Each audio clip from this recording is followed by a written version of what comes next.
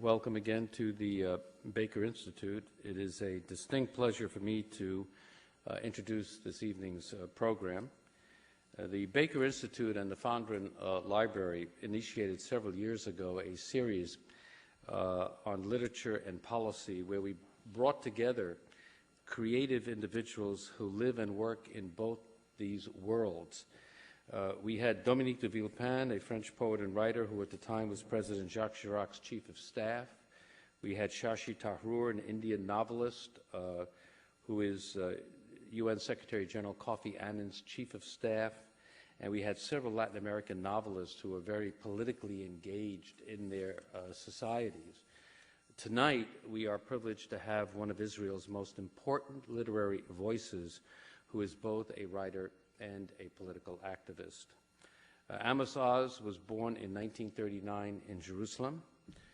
In terms of creativity, that's the only thing we share in common is the date of our birth, but not your literary talents. At the age of 15, he went to live on a kibbutz. He studied philosophy and literature at the Hebrew University in Jerusalem and was a visiting fellow at Oxford University and author-in-residence at Colorado College. A writer of prose for both children and adults, as well as an essayist, he has been widely translated and is internationally acclaimed. Amos Oz has rooted his writing in the history of Israel. As one of the leading figures in the Israeli Peace Now movement since 1977, his articles, essays, and political activities have made him a foremost figure in Israel and internationally. He is a full professor and holds the Agnon Chair of Hebrew Literature at Ben-Gurion University of the Negev in Beersheba. In 1991, he was elected a full member of the Academy of the Hebrew Language. Amos Oz was awarded his country's most prestigious prize, the Israel Prize for Literature in 1998, the 50th anniversary year of Israel's independence. Since the 1967 war, Amos Oz has published numerous articles and essays about the Israeli-Arab conflict, campaigning for an Israeli-Palestinian compromise to be based on mutual recognition and coexistence between Israel and a Palestinian state in the West Bank and Gaza. His speeches and articles appear in translation throughout the world. In 1991, he was elected a full member of the Academy of Hebrew Language. In 1992, he was awarded the German Friedenspreis, one of the most important international peace prizes, which was presented to him by the then German President Richard von Weizsäcker. In 1997, he was awarded the French Cross of the Knight of the Légion d'Honneur by President Jacques Chirac. In 1965, he published a collection of short stories entitled Where the Jackals Howl, which won him his first literary award. My Michael, perhaps Amos Oz's best-known novel, appeared in Israel in 1968 and immediately caused a literary and political storm, provoking hostile criticism as well as enthusiastic admiration, making it one of the biggest-selling books ever in that country. Next came Unto Death in 1971, and many, many other novels and articles and essays. Through his writing, both fiction and nonfiction runs a common thread, examining human nature, recognizing its frailty, but glorying in its variety. Amos Oz consistently makes the plea for an end to ambivalence, for dialogue, for a channeling of passions toward faith in the future. With an economy of words, Amos Oz presents the people of Israel its political tribulations and biblical landscape. Newsweek wrote of him, quote, a complex man obsessed with simple decency and determined above all to tell the truth, regardless of whom it offends, end quote. He also writes about humor therapy. He proposes to cure fanaticism that inspires action by both Israelis and Arabs, saying he's never met a fanatic with a sense of humor. Nor have I, Amos. He preaches the importance of compromise, which is really an inconceivable idea for fanatics. In an article just this last month in The Guardian, he wrote about his involvement in an Israeli-Palestinian dialogue that proclaimed a framework of a peace agreement between the two peoples, which has focused people's hope on the prospects for peace. This is a very important initiative that has gotten a lot of attention. And I would just like to quote one paragraph in that article that he wrote, which I think exemplifies the manner in which he expresses himself, but more importantly, the thoughts behind it. At 2:30 a.m., over the 15th cup of coffee, in a break between argument and drafting and between discussion and bargaining, I tell Yasser Abdul Rabo, his Palestinian interlocutor, and several of his associates, someday we will have to erect a joint memorial to horrible folly, yours and ours. After all, you could have been a free people 55 years ago, 5 or 6 years ago, tens of thousands of dead ago, are dead and you're dead.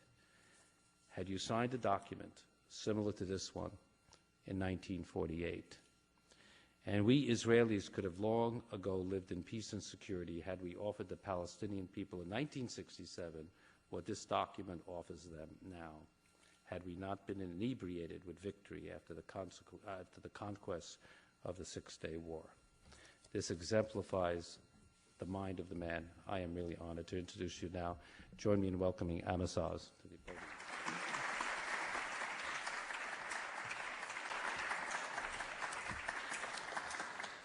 Ladies and gentlemen, friends, good evening and shalom to all of you. Let me thank my friend Ambassador Jerejian Ed for this heartwarming introduction. In fact, I'd be very comfortable to sit there in the first row for the rest of tonight, just listen to him introducing me. Ladies and gentlemen, chasing a bunch of fanatics in the mountains of Afghanistan or in the alleyways of Baghdad or Gaza is one thing. Containing and healing fanaticism is quite another. I don't have any particular wisdom concerning the chase, but I do regard myself as a bit of an expert on comparative fanaticism. Every Jerusalemite is. And I often think that the attack on America on September 11th was not simply about poverty versus wealth. Poverty versus wealth is one of the world's most horrible problems.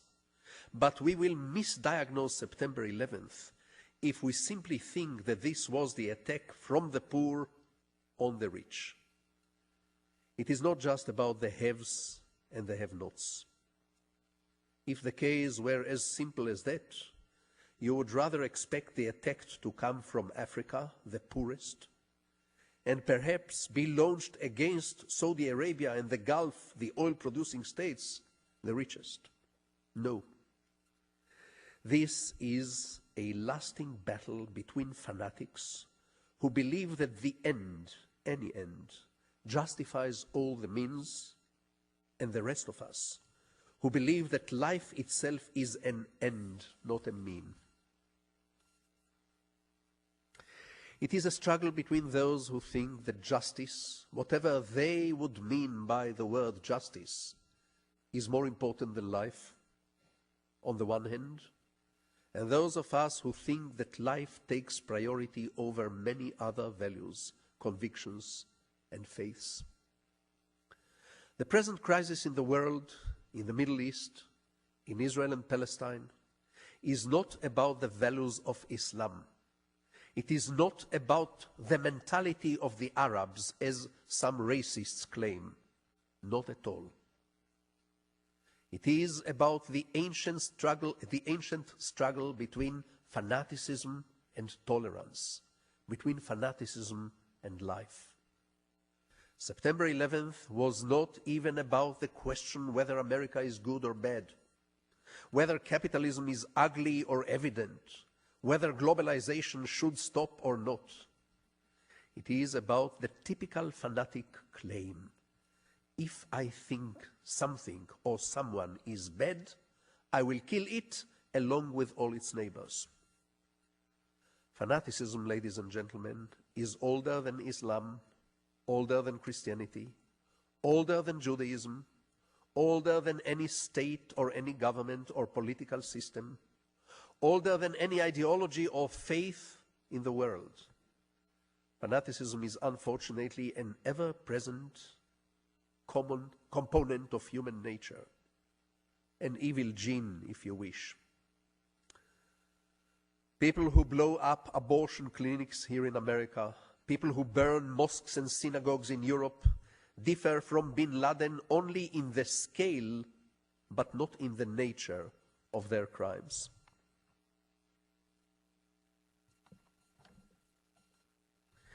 How do you cure fanaticism? Or at least, how do you contain it? How do you deal with people who are hardly more than walking exclamation marks? I believe that fanaticism is often closely linked with an atmosphere of total despair. I think we have to deal with the despair wherever we find it, whether it is an objective or a subjective despair, a justifiable despair, or just an emotional state of affairs. We have to try to deal with the despair.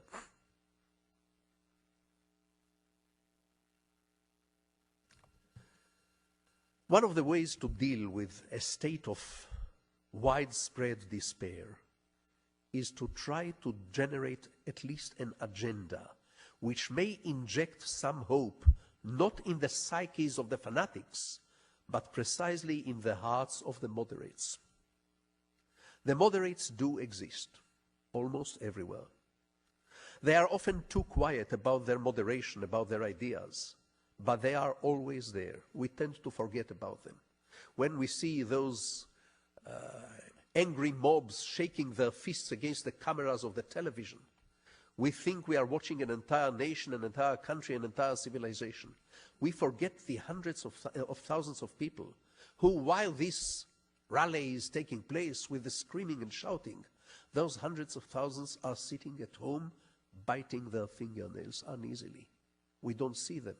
They are not on camera. They are at home, but they are there. And it is precisely in them that we have to try to inject some hope.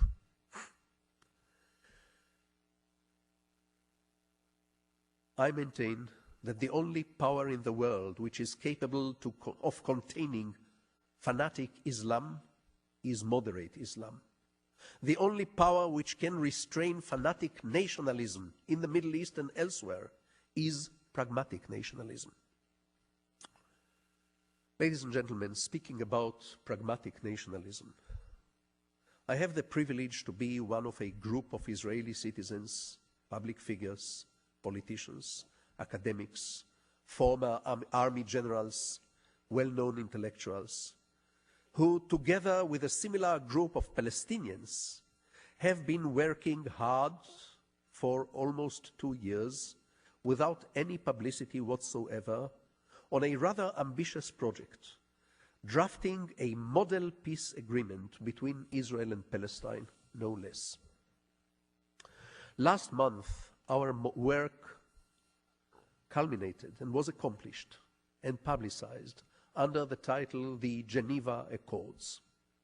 What is perhaps unique about this document, 50-page document, the Geneva Accord, which is now available on the internet and anyone can read it, is precisely the fact that it is a very detailed and specific document, and that unlike previous attempts to resolve the Israeli-Palestinian conflict, it does not evade any of the explosive subjects. All the issues were addressed, including the most explosive ones: Jerusalem, settlements, 1948 refugees, the future international borders between Israel and Palestine, the final status question, the difficult issue of the disputed holy places, the end of conflict and renunciation of all further claims, and so on. No more creative ambiguity. None of that. No more declaration of intents without going into details. This differs from previous attempts, even serious attempts, such as Oslo in the 90s, or the Camp David attempt in the year 2000. Because unlike those previous serious attempts, this is not leaving the most explosive minefields to the future. It's dealing with them, and it is extending a painful, sometimes very painful, compromise solution to each and every one of those issues. Ladies and gentlemen, I have always, all my life, regarded the Israeli-Palestinian conflict as a tragedy in the precise ancient sense of the word tragedy. A clash between right and right. A clash between one very powerful, very convincing claim and another, no less powerful, no less convincing claim over the same tiny slice of land. The Palestinians are in Palestine because Palestine is the homeland and the only homeland of the Palestinian people. In the same way in which Holland is the homeland of the Dutch, or Sweden, the homeland of the Swedes. At the same time, the Israeli Jews are in Israel because there is no other country in the whole world which the Jews as a people, as a nation, could ever call home. As an individuals, yes, they found good home or bad home in several countries, but never as a people, never as a nation, except in the historic land of Israel. The Palestinians have tried unwillingly to live in other Arab countries. They were rejected, sometimes even humiliated and persecuted by the so-called Arab brethren. They were made to become aware in the most painful way of their Palestinianness. They were not wanted as Lebanese, they were not accepted as Syrians, they were rejected as Egyptians or Iraqis. They had to learn the hard way that they are Palestinians. And that's the only country, Palestine, which they can hold on to. Now, in a strange, ironic way, the Jewish people have had a somewhat parallel historical experience. The Jews have tried hard to integrate in many European and Middle Eastern countries, sometimes more successful than some other times. Ultimately, they were cruelly kicked out of Europe and out of the Arab countries, just like the Palestinians were first kicked out of Palestine and then out of the Arab countries, or almost. When my father was a little boy in Poland, the streets of Europe were covered with graffitis, "Jews go to Palestine." Sometimes even less kind than that, "Bloody Jews go to Palestine." When my parents revisited Europe 50 years later, the same walls were covered with the following graffiti: "Jews get out of Palestine." This, as I say, provides for a colossal tragedy, a clash between right and right. Now, many peace groups, many well-meaning individuals and organizations in Europe and in this country keep sending me wonderful invitations to spend a rosy weekend in a delightful resort with Palestinian partners, Palestinian colleagues, counterparts, writers, intellectuals, so that we learn to know one another, to like one another, to drink a cup of coffee together, to realize that no one has horns and tails, and the trouble will go away. This is based on a widespread Western, sentimental idea that every conflict is essentially no more than a misunderstanding, a little group therapy, a touch of family counseling, and everyone will live happily ever after. Well, I've got some sad news for you. Eventually I'll bring you some good news tonight, but at the moment it's a piece of sad news. Some conflicts are very real. They are much worse than just misunderstandings. And I've got some sensational news for you. Ladies and gentlemen, I'm afraid there is no essential misunderstanding between Palestinian Arab and Israeli Jew. Mistrust, yes, but no misunderstanding. The Palestinians want the land they call Palestine, and they have very strong reasons to want it. The Israeli Jews want exactly the same land for exactly the same reasons. which provides for a perfect understanding between the parties and for a terrible tragedy. Rivers of coffee drunk together cannot extinguish the tragedy of two peoples claiming, and I think rightly claiming, the same small country as their one and only national homeland in the whole world. What we need is not just coffee together and a better understanding. What we need is a painful compromise. Now, I am aware of the fact that the word compromise has terribly unfortunate reputation in this country and in other Western countries, especially among young idealists, who always regard compromise as opportunism or something dishonest or something sneaky and shady or some kind of lack of integrity. Not in my vocabulary, ladies and gentlemen. In my vocabulary, the word compromise is synonymous to the word life. Where there is life, there are compromises. And the opposite of compromise is not integrity. And the opposite of compromise is not idealism or devotion. The opposite of compromise is fanaticism and death. And on fanaticism, I do know one or two things. Perhaps, by the way, it's high time that every institute, every academy, every university, every college starts a couple of courses in comparative fanaticism, because it's all over us. Not only in the obvious places, across the television screens from ourselves. It's all over us, and it's somehow inside many of us, in its more innocent forms. Do I know the anti-smokers who will burn you alive for lighting a cigarette near them? The vegetarians who will eat you alive for eating meat? The pacifists, some of my colleagues in the Israeli peace movement, who will shoot me right through the head simply because I happen to have a slightly different strategy than theirs on how to make peace with the Palestinians. But forgive my digression, I'm a notorious digressor. We need a compromise. Compromise, not capitulation. Compromise means that the Palestinian people should never go down on its knees, neither should the Israeli Jewish people. I'm going to talk to you this evening about the nature of this compromise, but I want to tell you right at the outset that this compromise is going to hurt like hell. Because both people love the country. Because both people, Israeli Jews, excuse me, and the Palestinian Arabs, have different but deep historical and emotional ties to the country.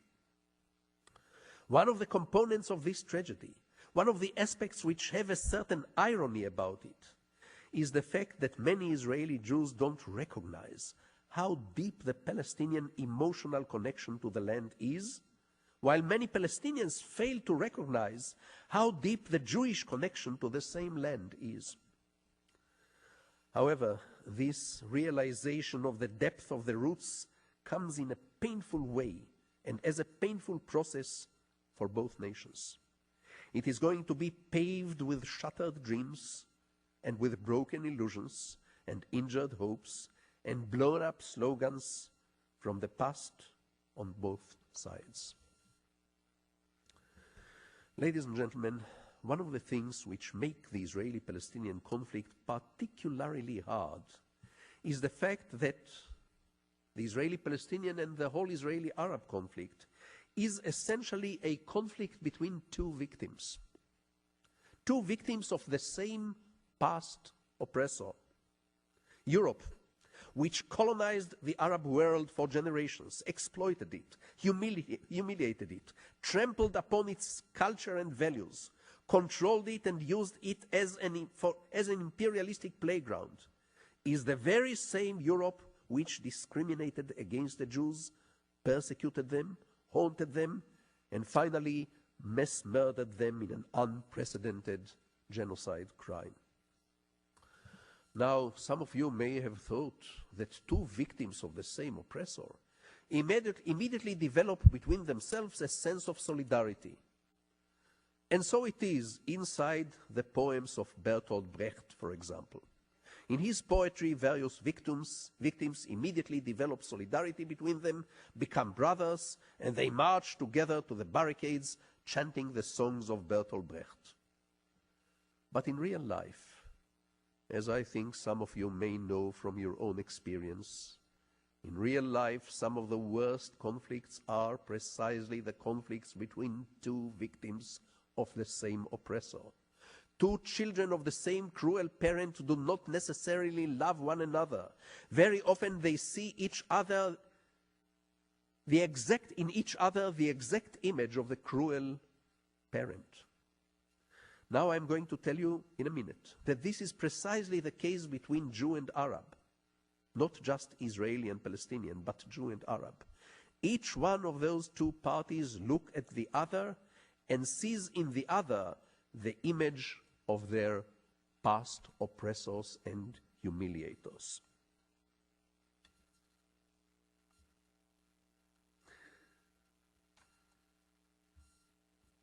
I never believed in a sudden burst of mutual love between Israel and Palestine.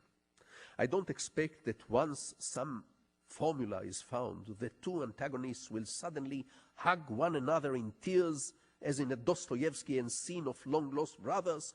"Oh, my brother, will you ever forgive me? How could I be so terrible? Take the land. Who cares about the land? Just give me your love instead." Unfortunately, I don't expect anything like this.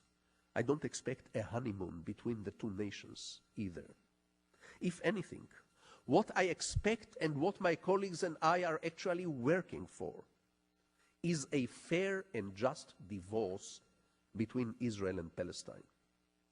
And divorces are never happy, even when they are just or more or less just. They still hurt, they still are painful. Especially this particular divorce, which is going to be a very funny one because the two divorcing parties are definitely staying in the same house. No one is moving out. And the apartment being rather small, it will be necessary to decide who gets bedroom A and who gets bedroom B, and how about the living room. And the apartment being very small, some spatial arrangements has to be made about bathroom and kitchen. Very inconvenient, but much better than the kind of living hell which everyone is going through now in that beloved country. Everyone, Israeli and Palestinian. Palestinians who are daily oppressed, haunted, humiliated, deprived by the cruel Israeli military government. Israeli people who are daily terrorized by ruthless, indiscriminate terrorist attacks on civilians, men, women, children, schoolboys, teenagers, shoppers. Anything is preferable to that. Yes, a fair divorce. And eventually, perhaps, after we have conducted this painful divorce by creating two states, divided between them roughly according to demographic realities, and I'm not going to try to draw a map on the non-existing or existing blackboard here, but I can tell you that essentially the lines should be similar to the pre-1967 lines, with mutually agreed upon modifications and some spatial arrangements for disputed holy places in Jerusalem in particular. This is the nutshell formula. Once this divorce is conducted and a partition is created, I believe Israelis and Palestinians will be quick to hop over the partition for a cup of coffee together. Yes, that will be coffee time, after we have reached a compromise, not before. That will be the time for coffee together. Moreover, I predict that shortly after the partition solution is implemented, we shall be in a position to cook our meals together in the little kitchen, by which I mean shared economy, perhaps a common Middle Eastern market, perhaps Middle Eastern currency. Yet I never underestimate the short-sightedness and even the stupidity of political leaderships on both sides. I was asked the other day in Europe, or the other month in Europe, if I am in favor of expelling Mr. Arafat, as some Israelis are toying with the idea. I said definitely yes, I wish Mr. Arafat be expelled by his own people. And I said, by the same token, I wouldn't mind Mr. Sharon be expelled from power by his own people. And the journalist who interviewed me in Rome asked me if I could do something about Mr. Berlusconi in the bargain.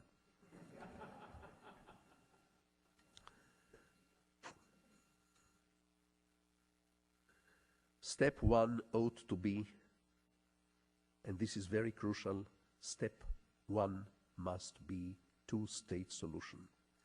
Israel must go back to what has been the initial Israeli proposition since 1948 and even before 1948, from the beginning of modern Zionism.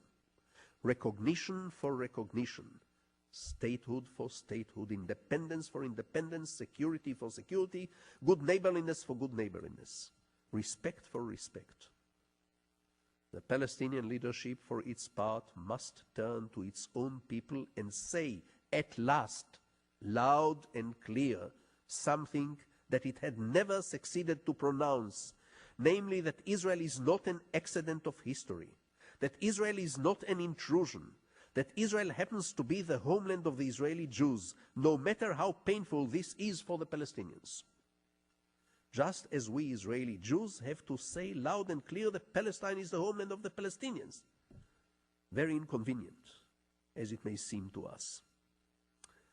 Now let me tell you the good news, ladies and gentlemen, because you get the bad news all the time on your press and media. The good news is that the solid majority of the Israelis and of the Palestinians is unhappily ready for such a compromise solution. Public opinion surveys in Israel and in Palestine, week after week, show us that about 60 and sometimes 70% of the Israeli Jews and the Palestinian Arabs are willing to accept a two-state solution. What they don't have is trust in one another. And the same polls which say, yes, we would have accepted the partition, are also saying, no, but we don't trust them. They are lying. They will never give up their further demands, right of return or whatever, or they will never give up the occupation of the West Bank and Gaza. Yet, part of the good news is that the hardest patch of this conflict is behind us. For decades, ladies and gentlemen, for many decades, the Arabs, including the Palestinians, had real trouble pronouncing the word Israel. They resorted to synonyms such as the Zionist entity. They treated Israel like a passing infection. If they scratch themselves hard enough, it will go away. They treated Israel as a mobile exhibition. If they scream hard enough, the world will somehow come and take this entire thing away from them and plant it elsewhere. No longer. They unhappily know now that Israel is there to stay, not the fanatics.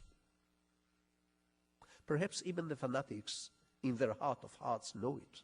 They can't live with it, but they know it. By the same token, I'll tell you that for decades, most Israeli Jews had real trouble pronouncing the words the Palestinian people. They resorted to all sorts of euphemisms such as the Arab inhabitants of the country or the local Arabs. They somehow assumed that Palestinian nationalism, the Palestinian nation, is no more than a vicious invention of a pan-Arabic propaganda machine created and aimed to embarrass Israel and erode its international reputation. No longer. The vast majority of the Israelis know now that the Palestinian people is there to stay. This is very good news. If I had to formulate this in a very undiplomatic language, I would say the patients are unhappily ready for the surgery. The doctors happen to be cowards. Well, I am entitled to say anything. You know, bear in mind, I don't represent anyone. On a lucky night, I sometimes manage to represent myself, and I hope this will be one of those. Ladies and gentlemen, there is more urgent than the question of boundaries, more urgent than the question of these disputed holy places, more urgent than the other questions, settlements, boundaries. The most urgent question, in my view, is the colossal tragedy of the Palestinian refugees of 1948. Those people who lost their homes, and in some cases lost their homeland, and lost everything during Israel's War of Independence in 1948. There is a deep disagreement on where to put the blame, or most of the blame, for this tragedy. You will find some modern Israeli historians who are all too eager to put the entire blame on Israel. This is a bit ambitious, I would say. I suppose and I hope that in a few years we live to see some modern or postmodern Arab historians who will have the guts to put the blame on the Arab governments of the time of 1948. Regardless to who finally takes how much of the blame, the issue of the Palestinian refugees is the most urgent one in the Middle East, at least in the Middle East of Israel and Palestine. Every single Palestinian refugee who is homeless, jobless, countryless, should be provided with a home, a job, and a passport. Israel cannot admit those people, at least not in any significant numbers, because if it does, it will no longer be Israel. And I've always been in favor of a two-state solution, but certainly not in favor of two Palestinian state solution.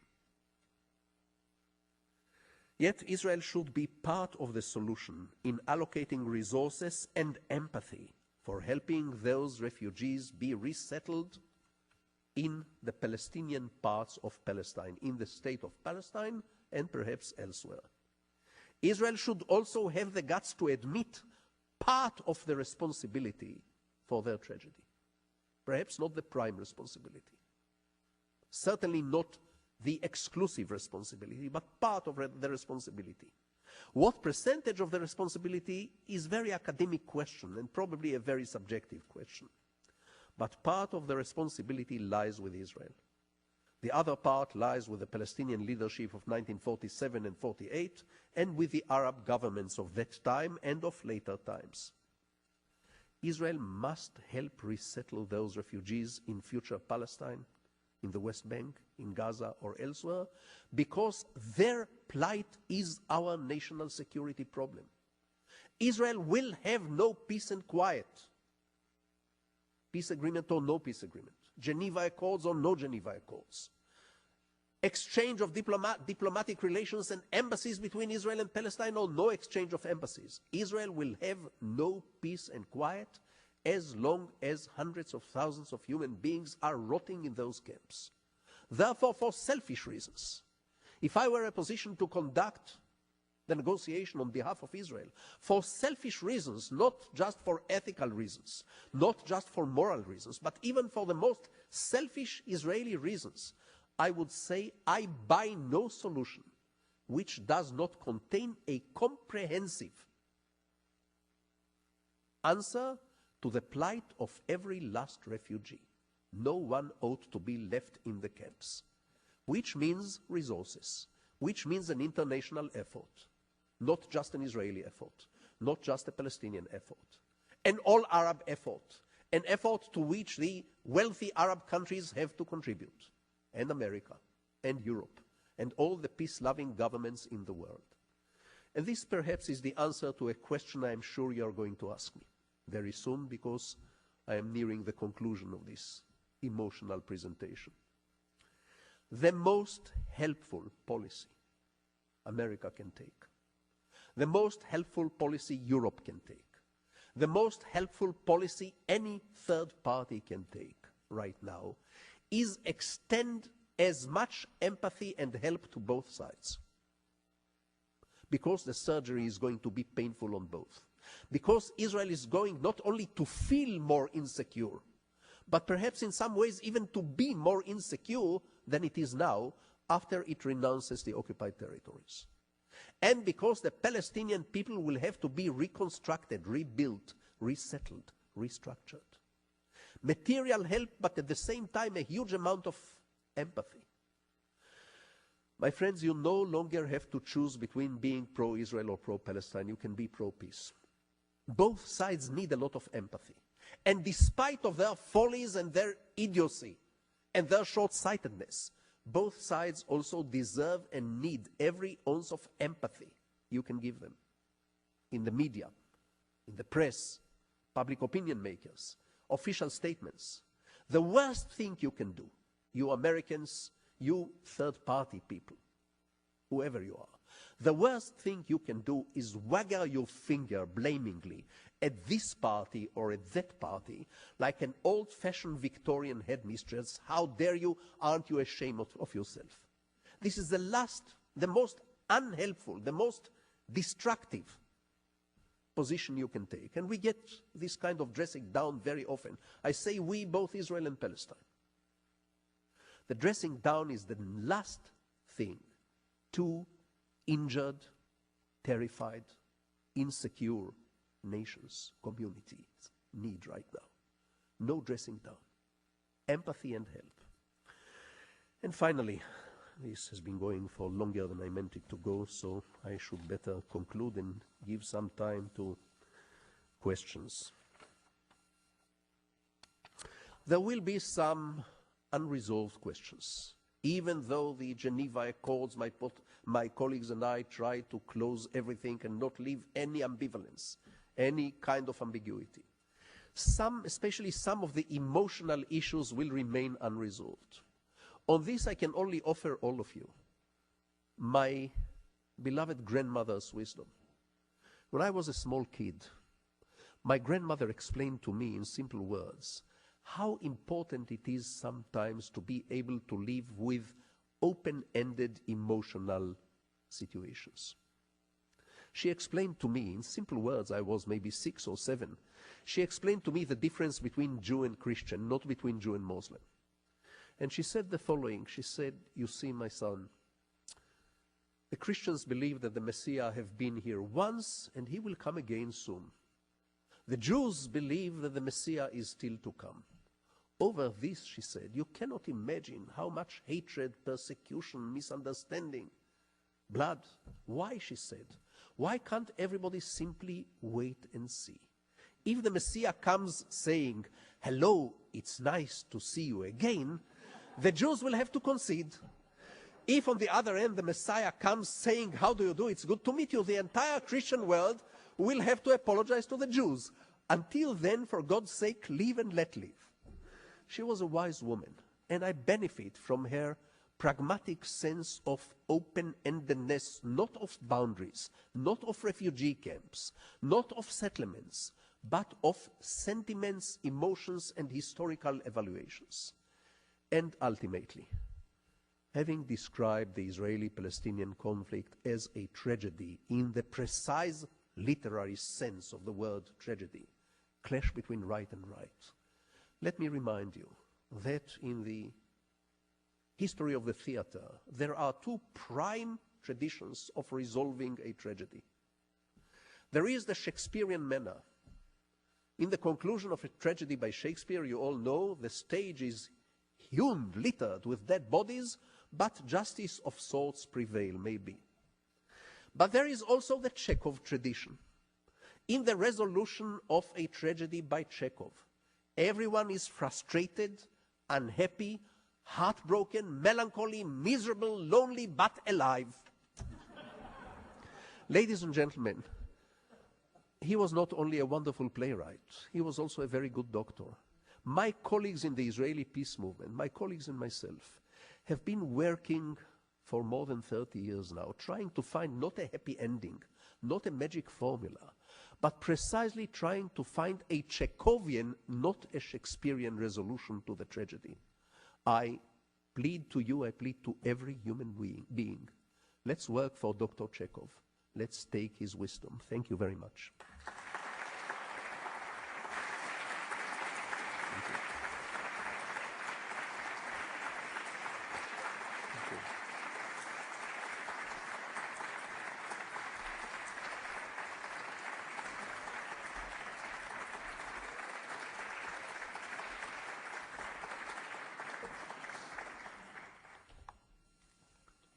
Wow.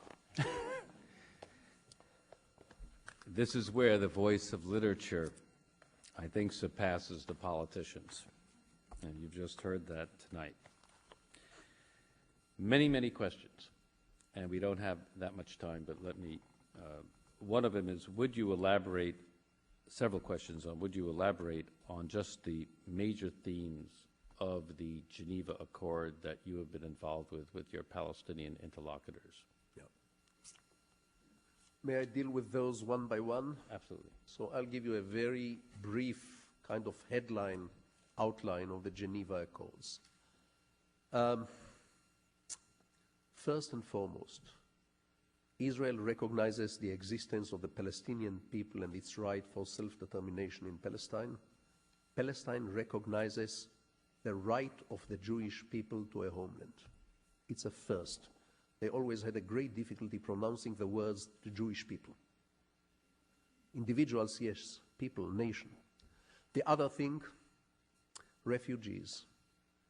The 1948 refugees, all of them, will be resettled in the state of Palestine, in their present countries of habitations, in territories of Israel, which will be swapped with Palestine as part of redrawing the boundaries, in third countries, or as a fifth possibility, in Israel itself,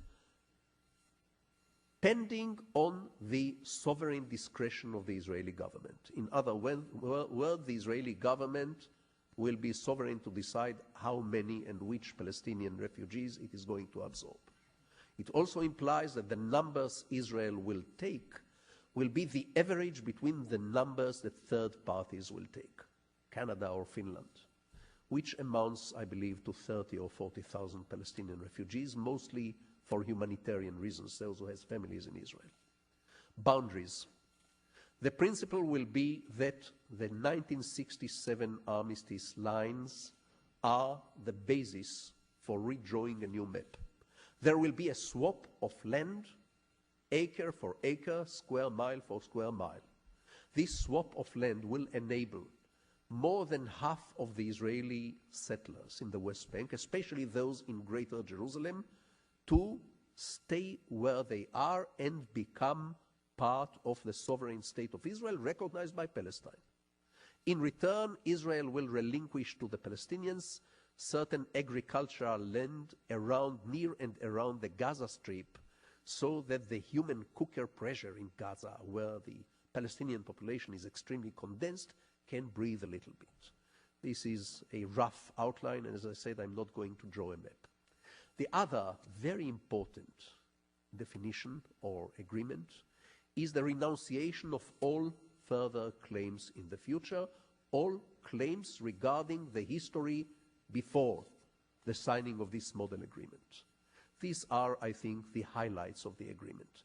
The real trades-off, as I see them, is our painful acceptance of limited Palestinian sovereignty over the Mount of Temple, with certain reservations, while the Wailing Wall stays under Israeli sovereignty, in return for a Palestinian painful renunciation, practical renunciation of the so-called right of return. This, I think, is the key trade-off, the Mount of Temple or the right of return. It hurts both sides like hell. Thank you very much. Do you really expect Islamist fanaticism to abate with an Israeli-Arab-Palestinian solution? No, I don't expect the fanatics to be born again or born anew. But as I said, I expect the moderates to contain the fanatics. And it is my utter conviction, not just in Israel and in Palestine, but in every society, that the moderates in the same society or in the same culture are the only ones who can contain the fanatics in the same society. No third party can contain Islamic fanatics. Only moderate Muslims can contain fanatic Muslims. And the same applies to Jews, and I'm afraid the same applies to Christians.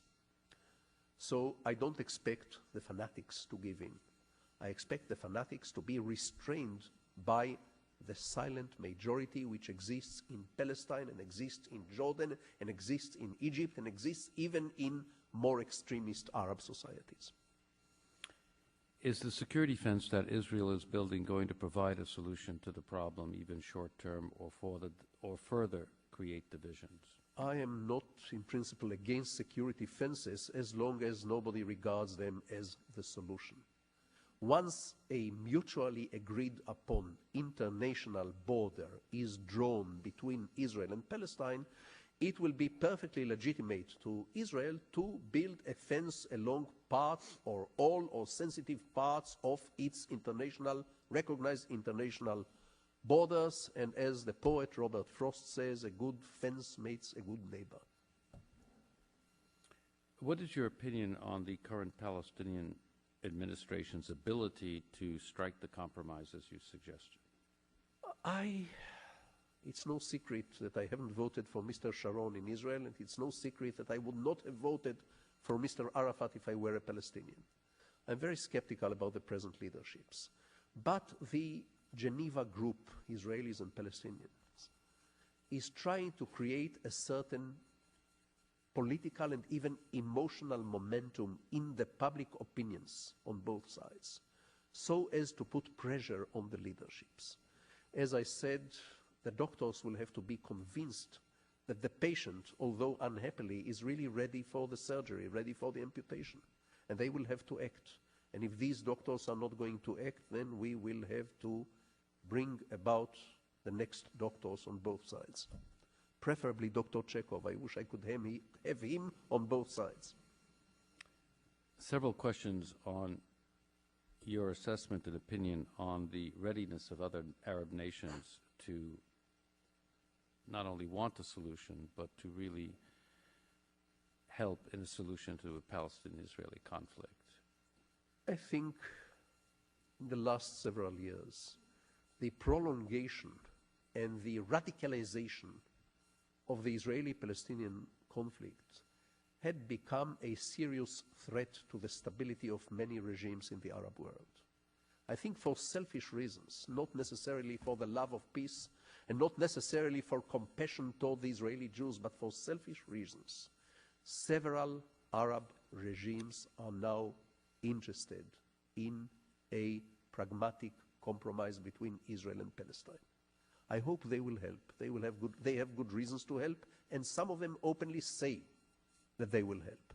But even if they don't help, which will make it harder, I think the fact that the majority of Jews and majority of Palestinian Arabs are ready for such a compromise will eventually make this compromise prevail.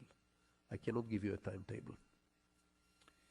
In what ways will the democratization and stabilization of Iraq contribute to peace in the Israeli-Palestinian conflict? I wish I could see the democratization and the stabilization of Iraq. I don't know where it is. I don't want to elaborate at great length on the entire issue of the American operation in Iraq, of which I have been critical. I've been critical because it should have been an international, not an American operation, and I've been critical of it for some other reasons, not for the love of Saddam Hussein. But no, I don't think there is an immediate impact on the changing atmosphere in Israel and Palestine. There is a certain depression resulting from the fact that Iraq seems to be looking into a long period of instability. Of course, if democratization, stabilization of Iraq could have materialized overnight, it will be a contribution not to Israel and Palestine, to the whole world. But unfortunately, I don't see this happen very soon. I'm sorry to say this. I wish I could be the bearer of good news on Iraq, but I am not. How do you suggest that, as you stated, moderate Muslims abate or bring down radical political Islamist movement and fundamentalism? Yes, what I've been saying is that certain components of Arab society should have been encouraged. I had a fantasy. I don't want to say I have a dream, because those words were said in this country in a very different context. I have a fantasy.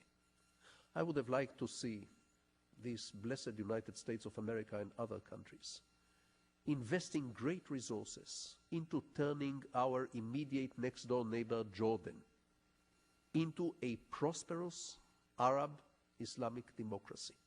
This could have been done. Jordan is not a huge country. Jordan has a certain nucleus of a civic society. It has a flawed democracy, at least in my judgment. It has not the same resentment for the idea of democracy which exists in several Arab societies. Imagine that a small portion of what is now invested in other parts or in the war against Iraq would have been invested in turning Jordan into the envy of the neighborhood, a showcase. Imagine what impact this could have had on the Palestinians, on the Iraqis, on the Syrians, on the Saudi Arabians, on everybody. I said Jordan, I could, by the same token, say Morocco. I could say Tunisia. I think the moderate Arab societies where there is at least a grain of civic society deserve a lot more reinforcement and encouragement than they actually get. For funny reasons, the resources are always wasted on the worst troublemakers, not on the good guys. This is not a question, but it's the last question that I'm going to ask, but I don't expect you to answer. It's one that I should answer. Why was this event scheduled on Shabbat and thus excluding more people who could have come? And I must say that's the only date we had to have our honored speaker. Please join me in really thanking Amos Oz for this brilliant presentation. Thank you very much.